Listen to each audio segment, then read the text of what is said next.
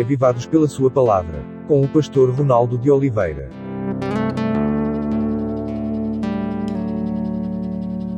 Como vai você? Eu estou muito bem aqui. Muito bem, porque eu estou com a Bíblia aberta, no capítulo 2 de Gênesis, e vamos estudar mais um capítulo da Bíblia no programa Reavivados por Sua Palavra, da TV Novo Tempo.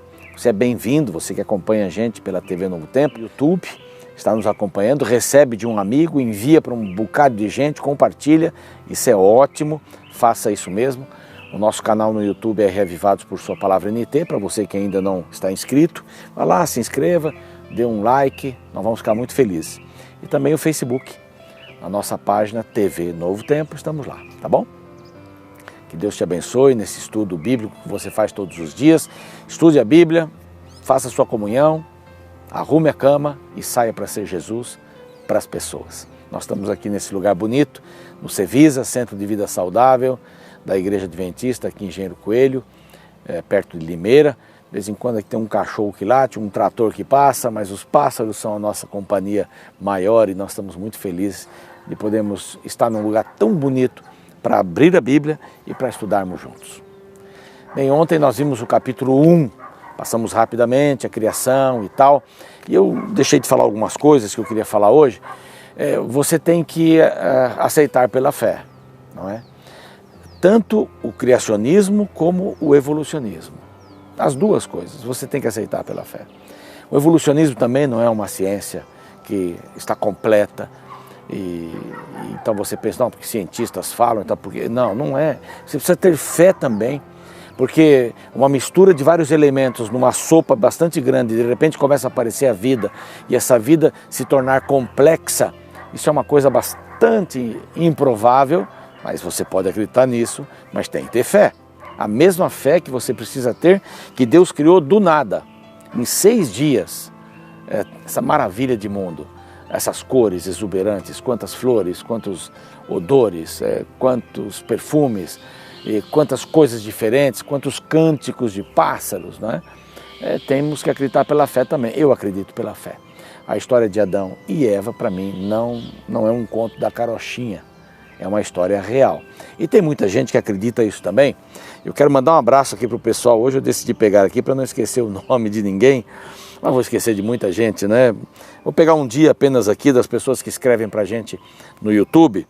A Terezinha, a Jussiara Araújo, a Márcia Oliveira, a Railda, o Daniel Paulo, a Joana, que sempre escreve, o Paulo Lira, Rodrigo, Miara, Malu, que também escreve bastante, o Gustavo Indo, a Aldineia, Antônio Albuquerque, e olha, tem muita gente aqui, Simone, Keila, Leonardo Paulo, tem muita gente que diz assim, ó, manda um abraço pra gente, né?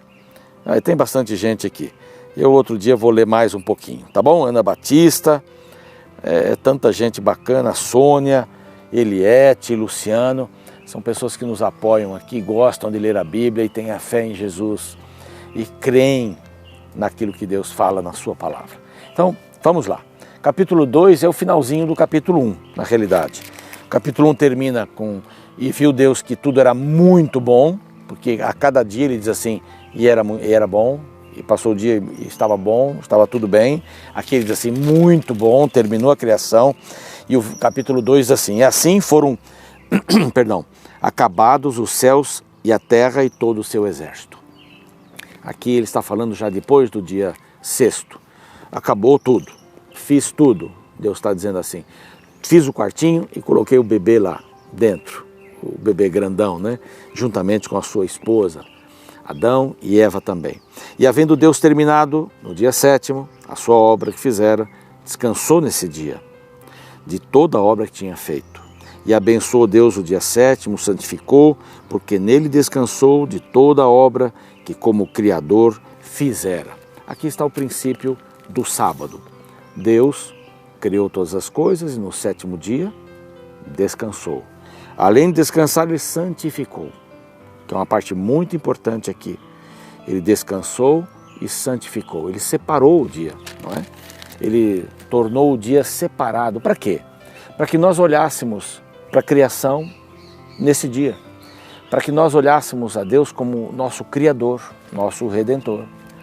Para que nós olhássemos para Ele e tivéssemos um dia por semana, e ele escolhe o sétimo aqui, o sábado, para que pudéssemos ter um encontro mais íntimo com ele, dedicar esse dia a ele.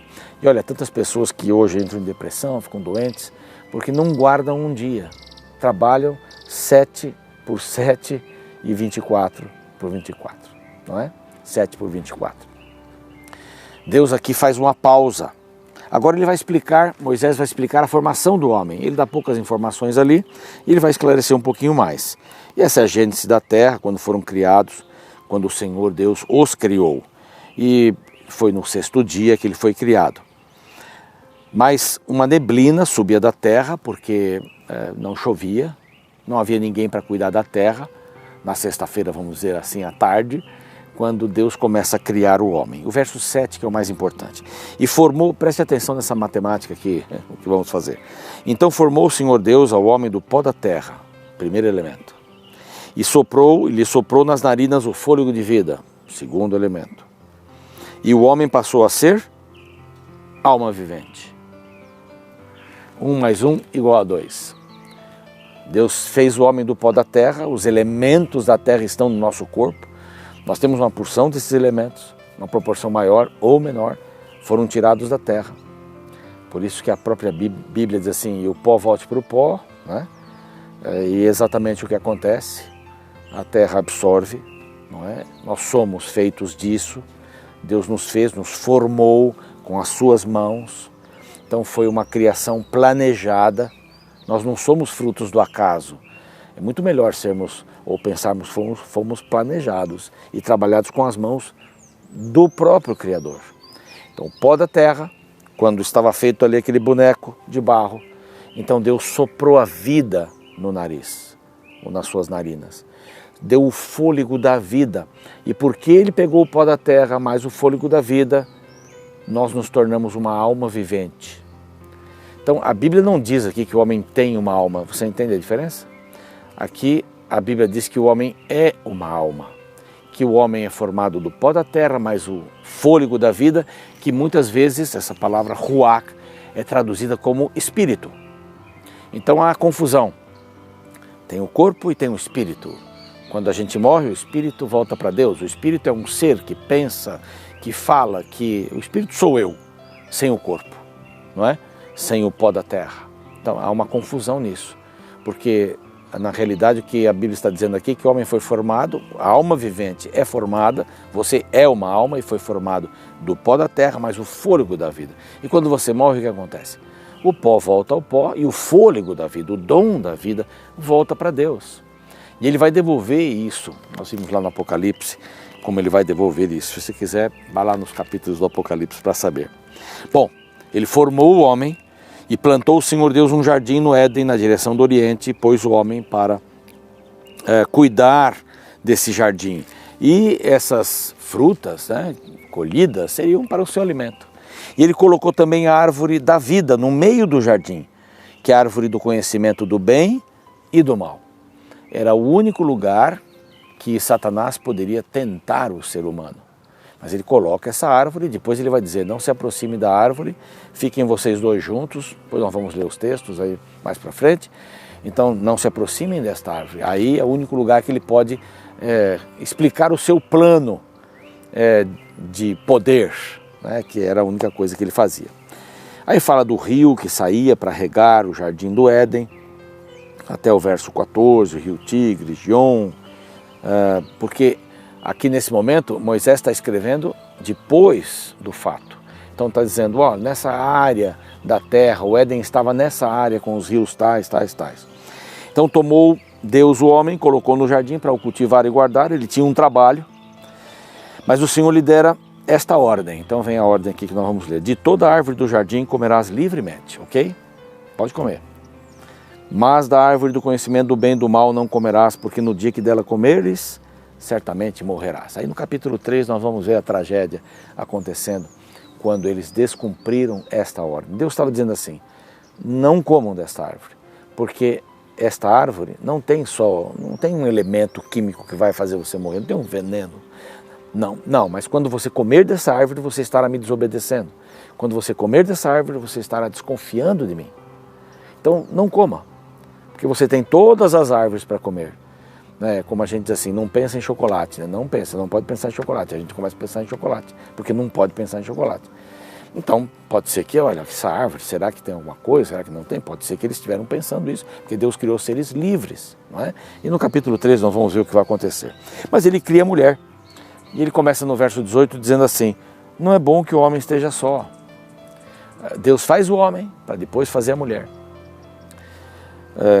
Falhei uma adjutora, uma auxiliadora, que seja idônea, que seja única.